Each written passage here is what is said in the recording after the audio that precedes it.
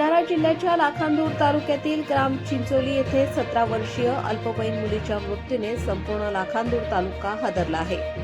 विष प्राशन केल्यानंतर उपचारादरम्यान तिचा मृत्यू झाला असून या प्रकरणी पोलिसांवर चौकशी दरम्यान दबाव टाकल्याचा आणि मारहाण केल्याचा गंभीर आरोप कुटुंबियांनी केला आहे।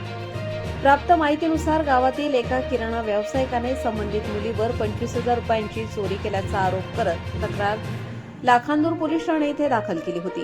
त्यानंतर पोलिसांनी मुलीला चौकशीसाठी ताब्यात घेतल्याची माहिती समोर येत आहे।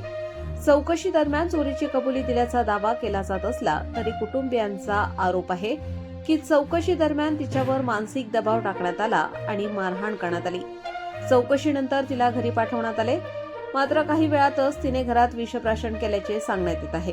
तिला तातडीने उपचारासाठी भंडारा जिल्हा सामान्य रुग्णालय येथे हलवण्यात आले आहे, परंतु उपचारादरम्यान तिचा मृत्यू झाला। या घटनेनंतर परिसरात संतापाची लाट उसळली आहे। चौकशीच्या नावाखाली दबाव टाकला गेला का? अल्पवयीन मुलीची चौकशी करताना नियम पाळले गेले का? असे प्रश्न नागरिक उपस्थित करत आहेत। कुटुंबियांनी या संपूर्ण प्रकरणाची निष्पक्ष आणि सखोल चौकशी करण्याची मागणी केली आहे। दरम्यान पोलिसांची अधिकृत भूमिका अद्याप स्पष्ट झालेली नाही। पुढील तपास सुरू असून सत्य काय आहे हे चौकशीनंतरच समोर येणार आहे। परिचय सांगा। निखिल दिसाराम जांभूळकर, राहणार चिचोली। काय झालं होतं त्या दिवशी? काय घडलं होतं? पप्पाने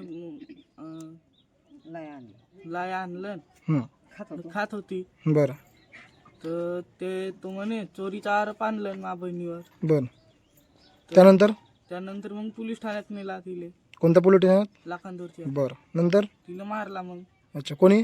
पोलीसवाल्याने। बरं त्याच्यानंतर मग घरी आले। अच्छा, मारहाण केली तर तिच्या अंगावर काही असे म्हणजे जखमा वगैरे होते का? हो।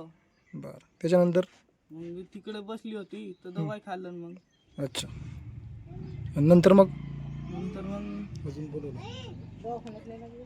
दवाखान्यात घेऊन नेला। अच्छा अच्छा। आजीबाई नाव सांगा। सुमित्रा आडनाव जांभूळकर, कुठे राहता? चिचोलीले। काय घटना कशी घडली त्या दिवशी? घटना घडली बाबा, हे माझ्या नातनीले त्याची नेला, चोरीचा आरोप केल्यानं कुठे नेला? लाखांदूरले पोलीस स्टेशनमध्ये? पोलीस स्टेशन मध्ये। बरं आणि माझ्या नातनीले मारमोंदाड केला बाबा, कोणी? पोलिसांनी? पोलिसांनी फुटून गेलती बाबा। बरं मग घरी आली, किती वाजता आली?